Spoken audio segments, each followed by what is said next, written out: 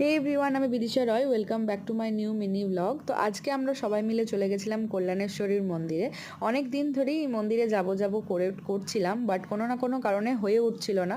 তো মায়ের ডাক এসে গেছে, তাই আমরা চলেও এসেছি। তো 26শে জানুয়ারি দিনটা ছিল, তো আমাদের ছুটি থাকার কারণে আমরা সবাই মিলে প্ল্যান করে কল্যাণেশ্বরীর মন্দিরে গেছিলাম। আর খুব ভালো করে শান্তিতে আমরা পুজো দিতে পেরেছি, কারণ যতটা ভিড় এক্সপেক্ট করেছিলাম অতটা ভিড় ছিল না। মোটামুটি একটা মানে আমরা যে টাইমে গেছিলাম সে টাইমে ভিড়টা একটু কম ছিল। তো খুব ভালো করে পুজো দিয়েছি অ্যান্ড ফটোও তুলেছি, যা হয় আর কি।